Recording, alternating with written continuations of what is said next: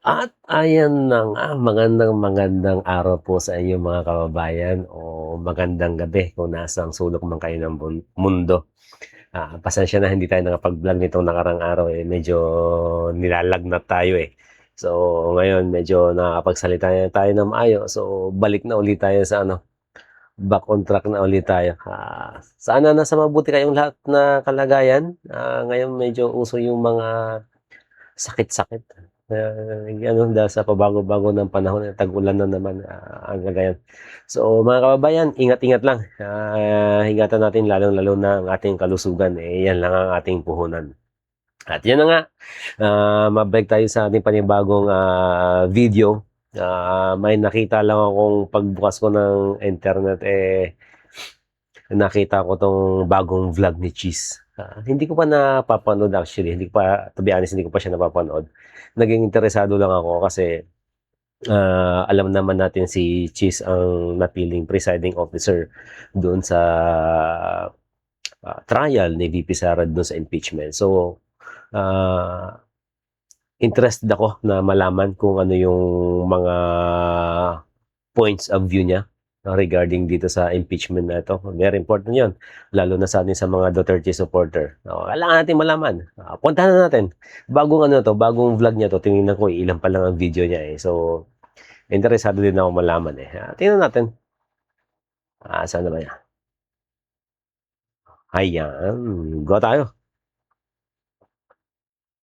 Cheese Whiz Usapang May Laman. Special edition daw ito. Special dahil pag-uusapan natin ang mga kaganapan nitong nakarang linggo. Partikular kaugnay sa Senado at sa impeachment na nakabinbin ngayon sa Senado. Sana subaybayan nyo at huwag nyo kaming iwan para sa episode na ito.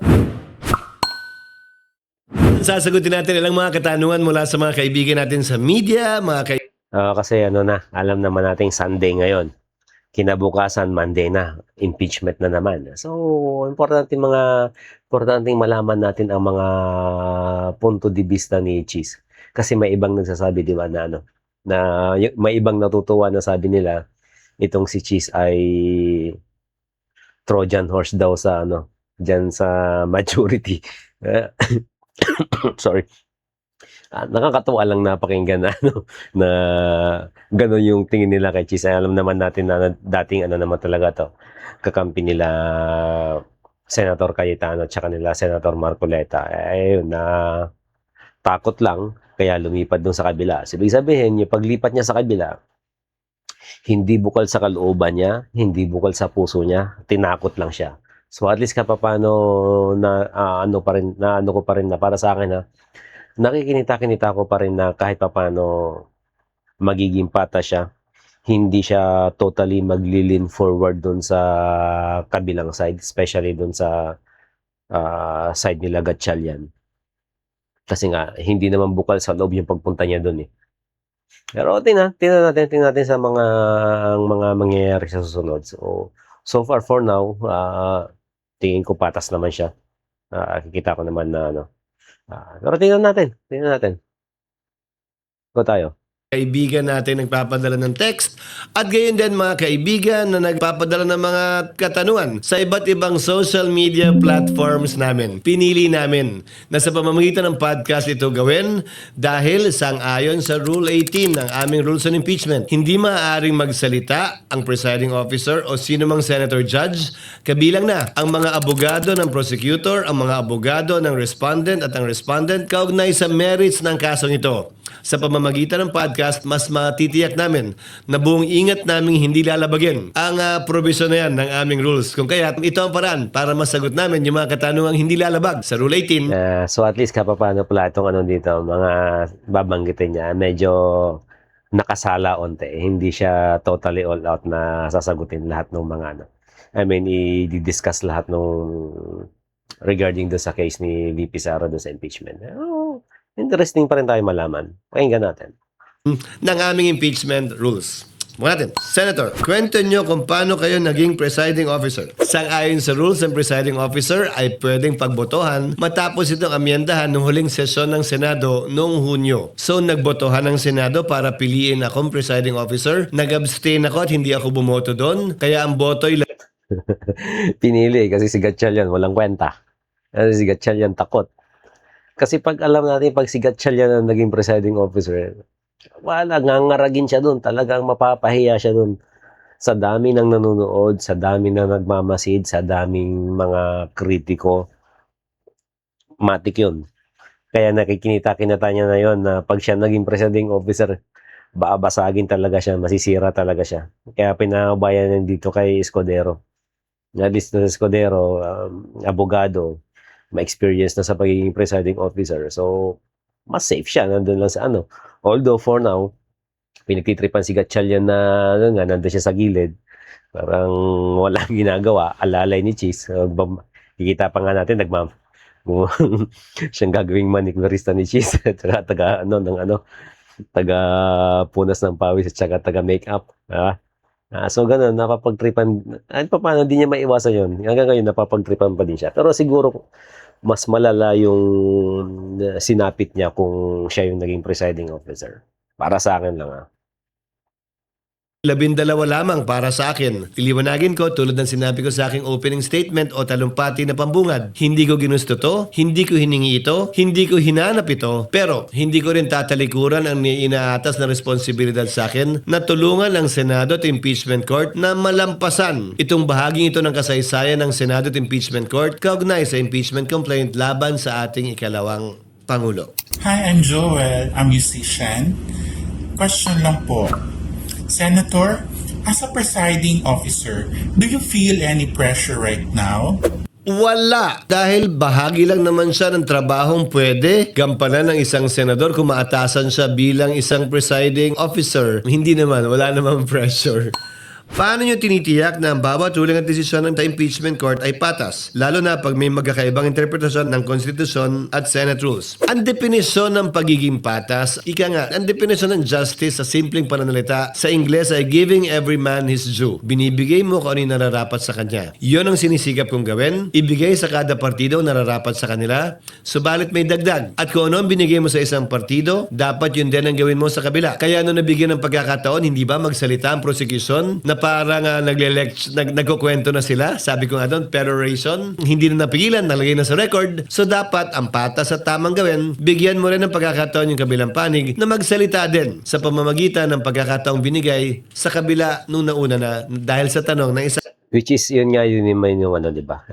Kaya nasabi yung patas ng ano. Kasi nung una, di ba, nakita natin na ano, yung abogado ni VP Sara, nung first day ng trial, object yung ano, yung abogado ni VP Sara, bawat salita ng ano, di ba, ni Ligutan.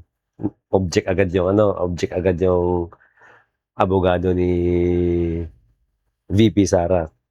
Papakinggan niya naman ang abogado ni VP Sara kung ano yung reason ng objection. Pero at the end of the day, sabihan niya pa rin yung ano, sige, yung sa kabilang side na, patuloy mo kung ano yung gusto mong itanong. Ayun, yung the next few days naman, yung sa kabilang side naman, yung kampo naman nila Luis Troy yung object ng object. Ay, pinagbibigyan rin naman ito ni Escudero yung side nila VP Sara na ituloy kung ano yung gusto nilang itanong. So, nakita ko na doon sa side na yon medyo patas, which is, itong sinasabi niya nga na pinagbibigyan niya na yung mga abogado ng mga pagtanong as long as maayos, mabigay yung right questions para masagot ng maayos nung witness. And tuloy tayo.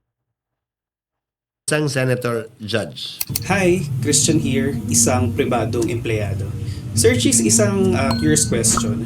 Sa nirami-rami ng objections at motions, piling nyo ba minsan referee na kayo?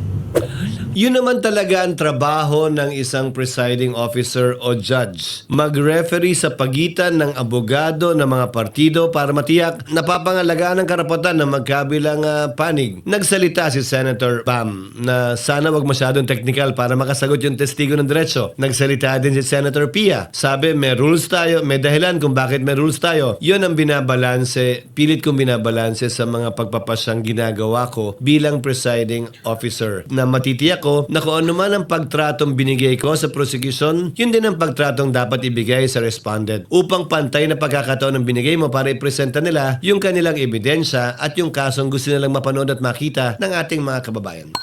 Ano ang tugon nyo sa mga punas ng minority at sa petisyon na kumukwestiyon sa legalidad ng pagiging presiding officer mo sa trial? Karapatan po nila yan at mas maganda ngang iakyat nila sa Korte Suprema upang mapagpasahan ng may buong linaw para sa hindi malayong hinaharap o sa hinaharap kung mangyari man ito muli. May gabay na tayo kung pwede nga ba o hindi yan at hindi na natin pag-aawayan pang muli ito. Napagkasunduan niyo po ba ang conviction threshold na 16 votes sa ibang senador? Posible bang mabago ito? Hindi namin pinagkasunduan. Hindi ko pinagpapaalam ang aking anuman ang sasabihin ko. Ang tanong, Ayan, kasi yan, yung sinabi niya yon as a presiding officer, syempre, may ano siya may discretion siya na sabihin, mag-set ng rules kung ano yung mga gusto niya mangyari at saka kung ano yung paniniwala niya. Siya, syempre bilang abogado, ang pananaw niya is, ang ano talaga, ang senador is 24. Tapos, yung kailangan talaga na, na number ng votes para ma-impeach si VP Sara is 16. Which is yun yung pinapanindigan niya. Which is yun din naman na, para sa akin, saludo din naman dun sa, niya, sa paniniwala at saka sa paninindigan niya. Mabuti hindi siya buyo doon sa mga kasama niya na ng mga kagaya nila nila Lacson, nila Soto, nila Pangilinan. Buti hindi siya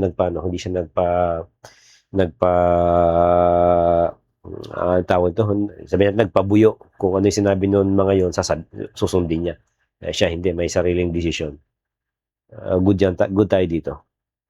pating bibigay ko. Gayon din naman ang ibang senador. Hindi naman sila nagpapaalam sa akin ang sasabihin nila bago nila sabihin. Subalit may nakausap akong ilang mga senador kaugnay dito at sang-ayon sila sa aking posisyon. Sa katunayan, liliwanagin ko, hindi ko ito posisyon. Ito ang umiiral na batas sa ngayon. Base sa probisyon ng konstitusyon, base sa desisyon ng Korte Suprema sa Bayan versus Zamora, maliwanag yung paliwanag ng Korte Suprema doon. Ano ba ang sitwasyon ng Senado sa ngayon? Merong 21 senador, 2 ang nakapiit, ang isa ay hindi matagpuan. Yung kaso sa Bayan versus Zamora, klaro't maliwanag na 23 lamang ang senador dahil si dating Vice President, dating President, dating Senator Gloria Macapagal Arroyo ay nahalal bilang Vice President noong 1998. So klarong 23 lang. Walang nakapiit, walang nawawala, walang nagtatago. Klarong 23 lang. Pero ang sinabi ng Korte Suprema, sa pagratipika lamang ng isang tratado, ang bilang pa rin na dapat sundin ay 24. Hindi magiging 23 dahil ang nakalagay sa pagratipika ng tratado ay 23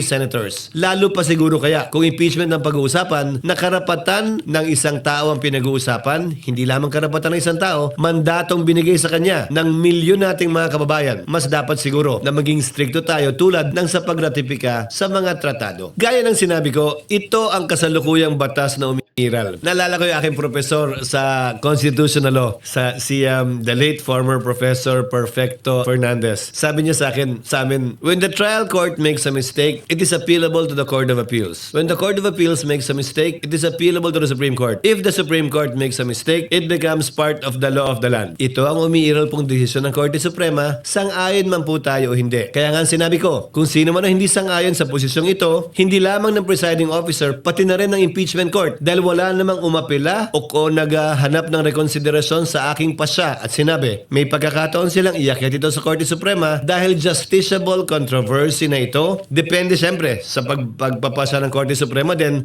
sa palagay ko ay pwede nang iakyat at hinug ito. Bakit ko sinasabi ito? Ang impeachment process ay highly political. Klaro naman po, hindi ba? Na may magkabilang panig na magkaiba ang sinusulong. Pabor o kontra man sa Kasi sa totoo lang, alam naman yan ng mga senador Alam naman nila yan kasi batas yan Kahit yung mga rules nila sa Senado, alam din nila yan.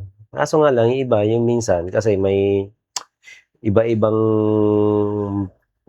hindi naman sa paniniwala, iba-ibang pinapanigan, gusto nilang iayon dun sa kung nasaan silang ano, kung na kaninong side sila, gusto nilang iayon. Kaya ang nangyayari, tingnan mo 'to sila ano, binabali yung batas, binabaluktot yung batas. Sinasabi ko nga hindi lang basta binabaluktot, eh. Kasi ginugusot nila yung batas para lang maano, eh, yung ano kasi bendalo gano'n lang, isa lang, eh. Yun hindi, eh. Ang ginagawa nila talagang ano nila yung batas, eh, para lang maiayon nila dun sa kagustuhan nila, para lang pumabor dun sa pinaglalaban nila. I mean ito kay Escudero, nung lumipat 'to sa kabila, very disappointed tayo very disappointed ako dito. I mean ako, same pa rin naman, disappointed pa rin naman ako. Kasi kung silang ano, kasi ganito lang naman yung pananaw ko dito ano, kung nagsama-sama sila na naging strong sila na 13 kasi 'di ba 13 sila nung nakaraan 'di ba? 13 sila. Kasama do'n si pang 14 nga 'yun si si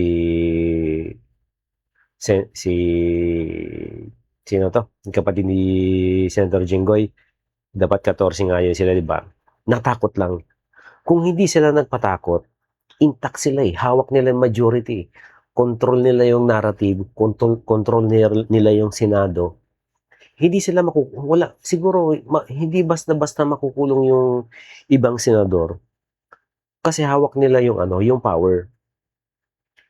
Ang problema kasi natakot yung majority nila Cayetano unti-unting nag-ano, humina, nag-breakdown.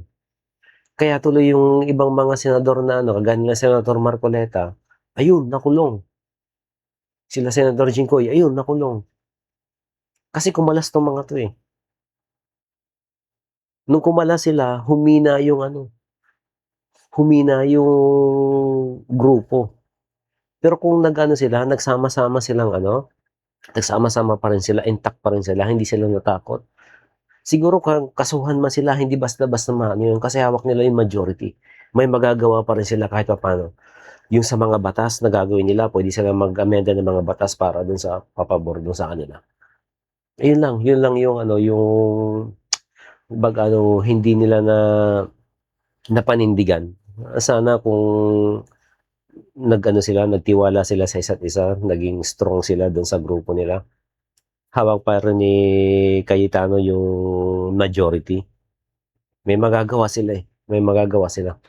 Hindi sila basta-basta makukulong sila Senator Marcoleta. Ayun lang, yun yung ano, nakakalungkot talaga yung nangyaring yun. Anyway, ayan nangyari na. Sige, tuloy tayo.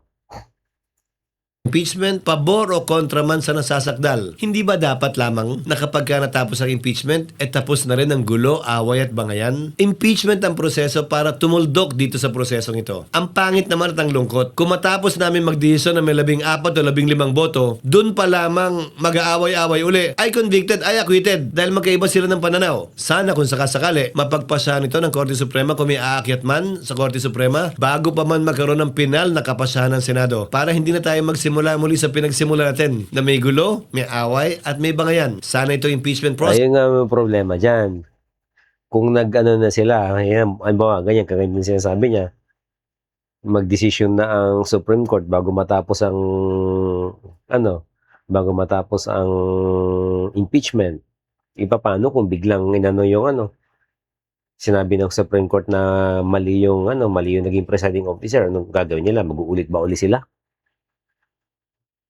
Ayun, unang tanong yun. Mag-uulit ba uli sila kasi mali yung presiding officer?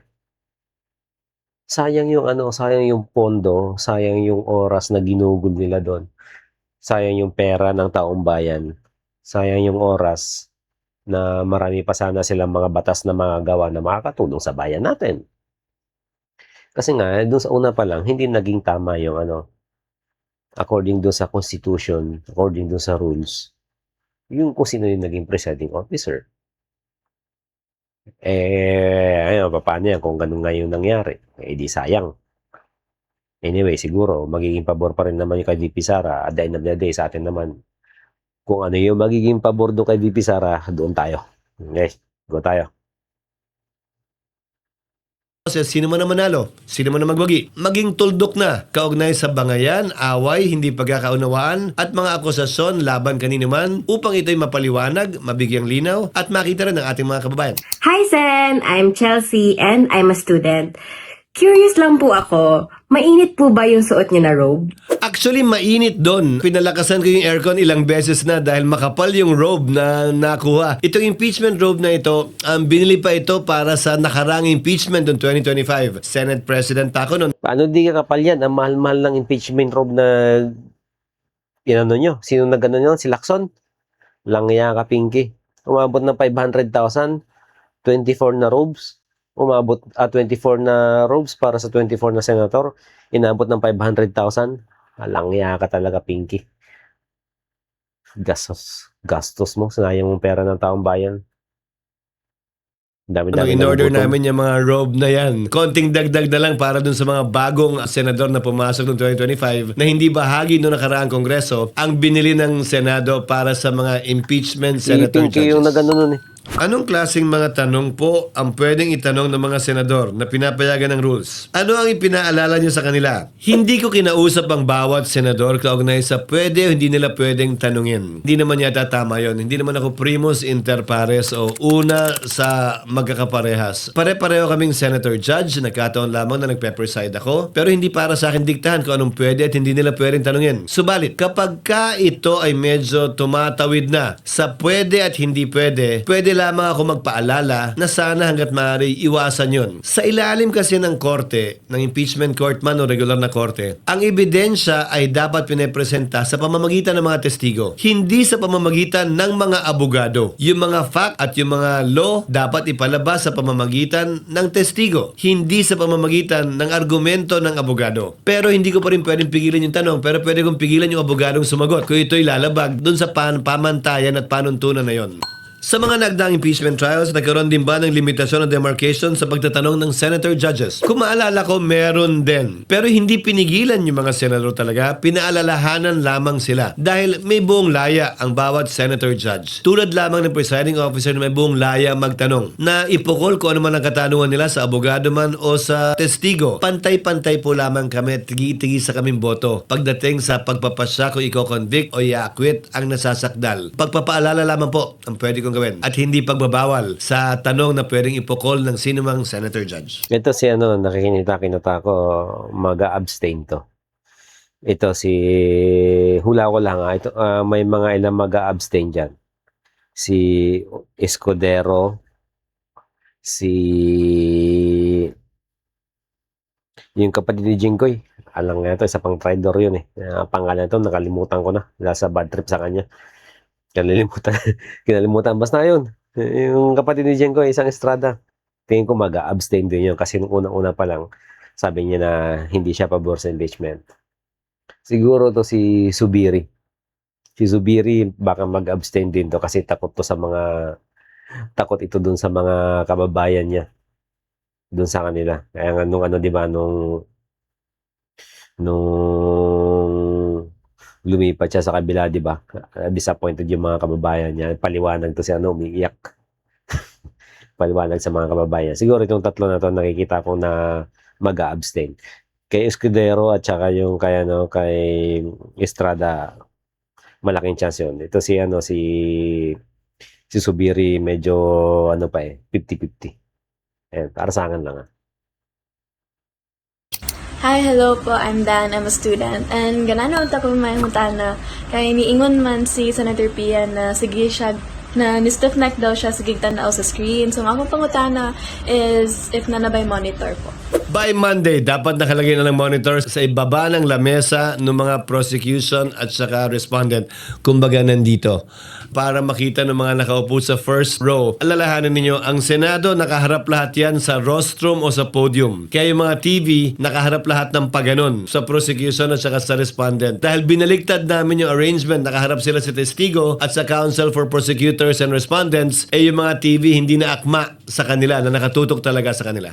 At the rate we are going, ano ang nakikita niyong timeline considering as well the number of witnesses on the list? Sabi ko nga sa trial kahapon, binigyan ko ng pag-asa si Senator Bam. Tingin ko parang diesel ito. Parang diesel na makina, ika nga na kailangan mo ng uminit. Ano mang bagong proseso, bagong trial, syempre nagsasanay pa ang magkabilang panig, nagsasanay pa ang mga senator judges. So ang simula talaga nito ay nangangapa pa ang ilan, kabilang na ako. Medyo may kabagalan talaga sa simula. Pero inaasahan ko na sa mga darating na linggo, mas bibilis na ito dahil masasanay na yung Council for the Prosecutors, yung panel of prosecutors sa parte ng Kamara, at gayon din yung mga Council for Respondents, kabilang na yung mga senator judges at ako at si Senate President Win. So mas bibilis ito ng konti sa mga susunod na araw at linggo. Sana po unawain ninyo, pero mas mabilis na po ang takbo ng impeachment nang hindi naman po minamadali yung proseso. Para sa akin, tinataya ko na sana matapos ito bago mag-Nobyembre o Disyembre. Pero hindi ko kaya magsalita ng patapos. Depende yan sa ebidensyang naisipresenta ng magkabilang panig. Sa kabila ng listahang binigay ng magkabilang panig, pwede pa rin sila magpresenta ng panibagong testigong wala sa listahan nila. Kung hindi yun available nung binigay nila yung listahan, at basta't bibigyan nila ng 5 araw yung magkabilang panig para alamin kung sino yung testigong yun, para makapaghanda sila na i-cross-examine yung bagong testigo o surprise witness na ipepresenta ng sino mang panig.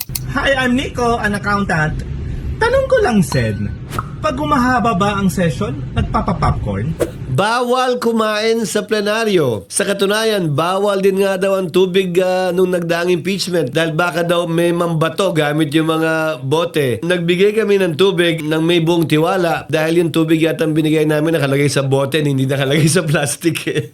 Hi, ako di ay si Kyle Mangubat, usa ka estudyante ug naara ko tani pangutana sen. Nabandayan na ako nga dugay na kaayo mo makatindog sa imong lingkuranan. Dabaw may jingle break. Nung Miyerkules ko lang naisipan yon dahil napansin ko ang hirap magpigil ng tawag ng pangailangan. Ika nga. Gayon din sa mga council for the parties. Dahil yung mga senador sa baba, yung mga senator judges, labas-masok naman silang pwede. Pero sa party ko, sa party ni SP Win, sa party ng mga council Mas pasok. Tapos si One Ball, nagse-cellphone lang. Ano, ni-scroll. Alang nga ka, One Ball. Tapos si ano. for the parties ay tila hindi. Kaya ginusto ko nga sanang magkaroon ng break sa gitna para sa call of nature, ika nga. Subalit nung Miyerkules, nung ginawa ko yun, nagpasya na yung prosecution na hindi na lamang magpatuloy sa bago nilang testigo. Kung kaya't hindi na lang break, nag-adjourn na lamang kami. Anong mga aral mula sa mga nakarang impeachment cases ang maaari magsilbing gabay sa Senado upang mas maging maayos at malinaw ang proseso? Hindi lamang mga desisyon ng Korte Suprema, hindi lamang rules ng Senado sa impeachment, hindi lamang rules of court na may subletory application, pero pati yung mga precedents o mga rulings ng mga nakarang presiding officer ng Senado sa isang impeachment complaint ang basihan po ng aming mga pagpapasya dahil tinuturing na bahagi yon ng kasaysayan at ng legal precedent ng impeachment. So malaki po na itutulong niya sa amin na hindi na namin kailangan mag-imbento pa muli. Ika nga, we don't have to reinvent the wheel. Pwede namin kopyahin lamang yung mga nauna ng ginawa para maging maayos, mabilis, at patas ang impeachment trial na isinasagawa po namin sa ngayon. Hi, ako si M, isang nanay. Tanong ko lang, Sen, tubig lang ba ang pwedeng mainom sa Senado? Hindi naman. May mga nagkakape, may mga nagtsatsa at depende kung anong ilalagay sa water tumbler ng mga senador na laman. Soft drinks man, juice man, iced tea man, nasa sa kanila yon. Pero ako tubig lang. Hindi pa nga masyado maraming tubig kasi nga baka mamaya maihi ako mahirap tumayo nang hindi pa nagbe-break o nagre-recess ang Senado. Ano sa tingin nyo ang pinakamalaking hamon bilang presiding officer na Ihi ka muna pag naihi ka, umihi ka, tagalan mo. Tapos pag presiding officer mo si Gatchalian, ang maranasan niya. Hindi yung nandun lang sa gilid naggugupit ng kuko. impeachment trial. Siguro na mapanatili, orderly, mapayapa at maayos yung proceedings dahil tinitiyak ko darating at darating yung panahon na magkakainitan ng magkabilang panig. Darating at darating ang panahon, hindi lamang initan, hindi pagkakaunawaan ang ilan sa mga senator judges tulad lamang ng mga ordinaryong sesyon namin sa Senado at mga nagdaang impeachment cases. Nagkaroon pa nga ng walkout yung isang dating impeachment kung maalala po ninyo sa ating kasaysayan. Susubukan po naming iwasan yon at yun ang hamon na kinakaharap siguro hindi lamang ko bilang presiding officer pero ng bawat senator judge. Dahil tulad ng sinabi ko, hindi naman po ako primus inter pares o una sa mga magkakapantay. Pare-pareho lamang po kaming senator judges. At ang hamon sa amin ay tiyakin na itong prosesong ito ay matatapos ng maayos, matiwasay at hindi lamang magiging parehas pero mukhang parehas. We should not only be impartial but we should also give the impression and appearance that it is impartial. Hindi po maaaring impartial-impartialan lang. Dapat mukha at totoong impartial ang impeachment court. Paano pagsasabayan ng Senado ang impeachment trial at ang regular legislative work pagkatapos ng SONA? May posibilidad bang baguhin ang schedule at may mga mungkahi ba kayong adjustments? Hindi ko po desisyon yan. Desisyon po yan ni Senate President Win Gatchalian. Dahil hindi na po saklaw yan ng pwedeng gampanang tungkulin ng presiding officer ng impeachment. Pero pinanukala ko na po sa kanila. Ikonsidera na gawing umaga ang impeachment trial 9 o 10 o'clock man hanggang 2 o'clock ng hapon o 4-5 oras at ang sesyon ay 3 o'clock o alas 4 hanggang tapos na kami. Bakit? Dahil papasok na rin ang panukalang budget para sa taong 2027. Kailangan mag-conduct ng hearings ng Senado. So habang wala pang ginagawa sa plenaryo, pwedeng suspindihin ang sesyon, suspindihin ang rules para makapag-hearing yung ilang mga komite kaugnay ng budget o kaugnay ng ibang panukalang batas habang nagsesesyon ng Senado kung mga talumpati lang naman ang ide-deliver at wala namang botohan na mangyayari. Pangalawa, mababakante nito ang buong araw ng Webes. So Monday to Wednesday lang po yun, tulad ngayon, para sa mga hearing din na kailangan isagawa ng iba't ibang komite. Dahil impeachment ay isa lamang po sa mga trabaho ng Senado at patuloy pa rin yung trabaho po namin bilang mga senador na pag-usapan, pagbotohan at magpasa ng mga makakabuluhang panukalang batas na makakatulong sa ating mga kababayan. Kabilang na po yung taunang budget na pinakamahalagang batas na dapat ipasa ng Kongreso kada taon. Pero hindi ko po decision yun. Suggestion lang yun.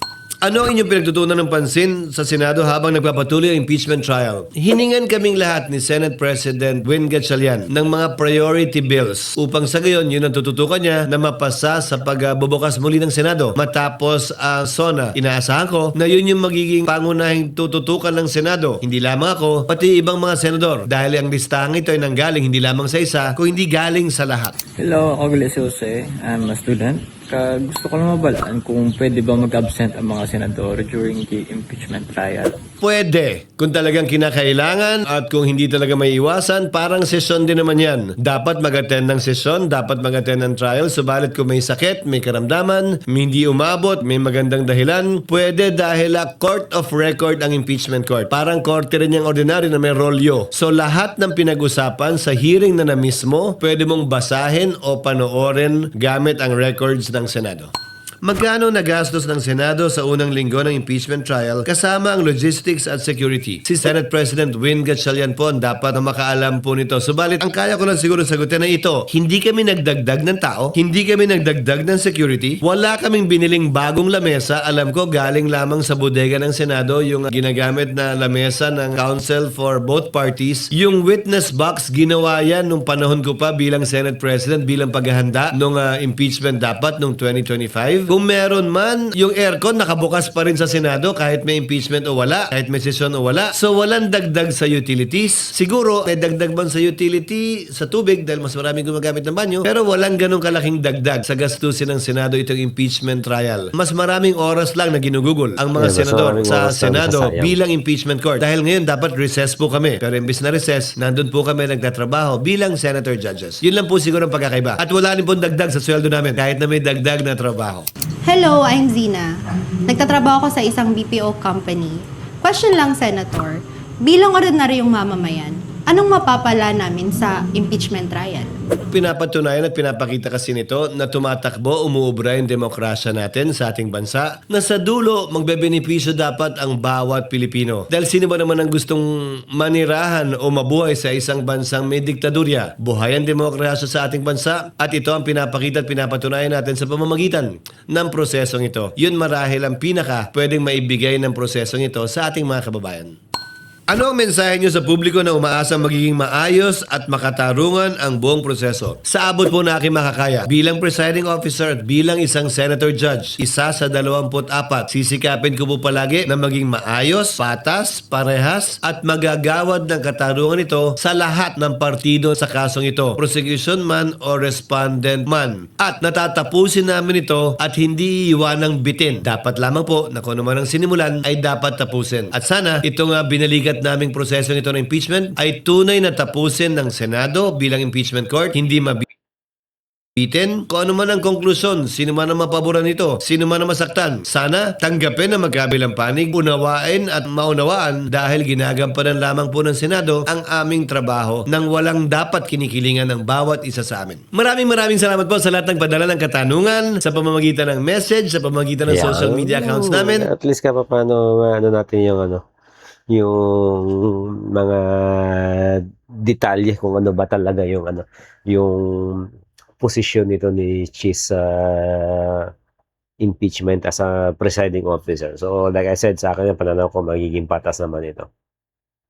So ayan mga kababayan, maraming salamat po uli sa panonood. Again, kung parehas tayo ng paniniwala, parehas tayo ng prinsipyo, parehas tayo ng pinaglalaban, like and subscribe. Marami pa tayo ganitong video na gagawin. Maraming salamat po.